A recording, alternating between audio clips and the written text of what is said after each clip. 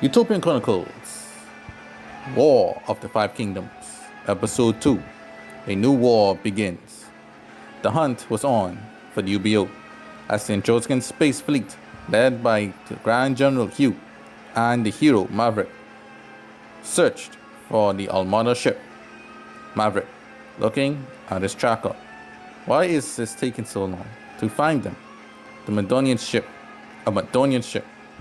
Even in death, the effects of the late emperor still linger. Hugh, yes, and it is rumored that his body was stolen by the UBO. Now, what would they do with that? Maverick, given that Madonian did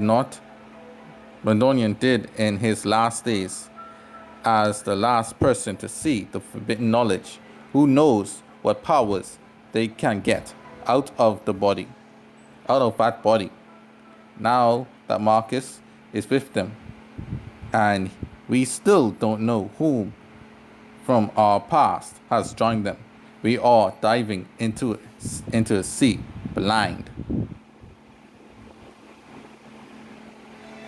Hugh, indeed, but we must do this. If for nothing else, for no more. Maverick, yes indeed.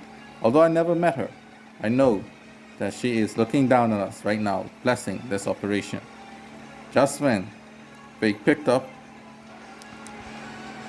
on the signal of the Armada ship, the pursuit began in earnest as the two ships fired upon one another in a hyperspace battle.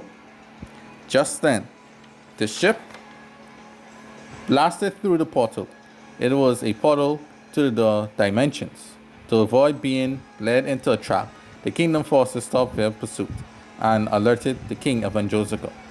The king gathered all of his forces and allies within the Zephyr and the Serpina to Utopia Castle.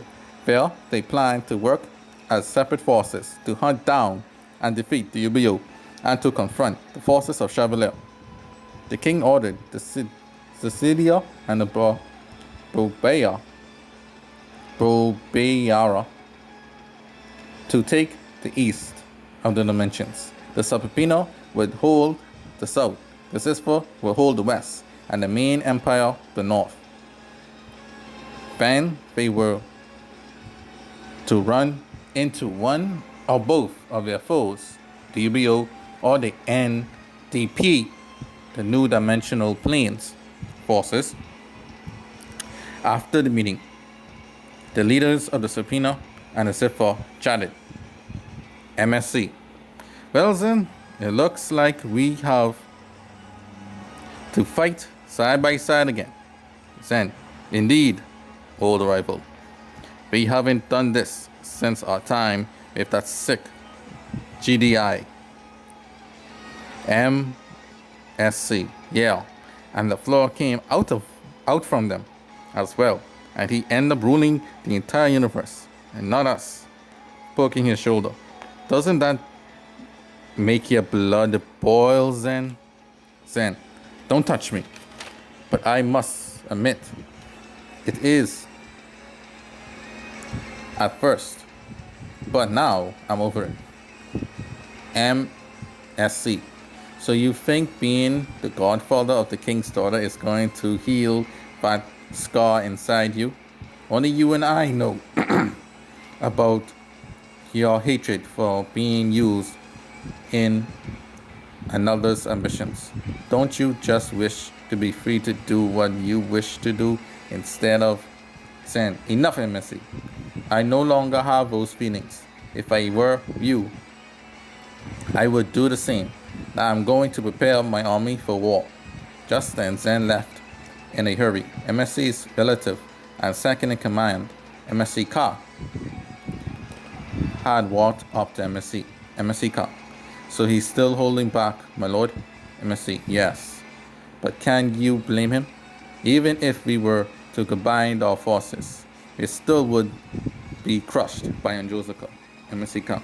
Yes, but this war is a result of those that hate the LaFleurs. If we play our cards right and survive all of the enemies, there might be an opening for us. MSC, yes, that's what I'm hoping for. But we must wait for the two things to happen before then. One, the kingdom must be weakened to a certain extent. And two, Zen's mind must be turned to do so. MCK.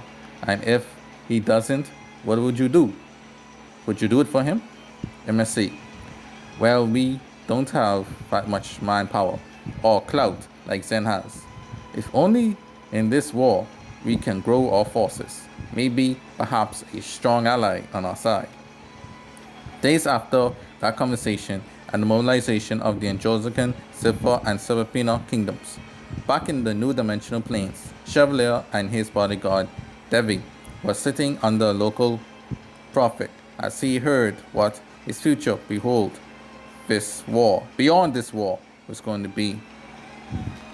The prophet, you have to sacrifice 3 great things in your life if you want to achieve the thing that you really want. Sitting in the dark, small, candlelit room on his knees, Chevalier tried to reason with the prophet for a better way. Chevalier, please, as he was begging, there has to be a better way than that.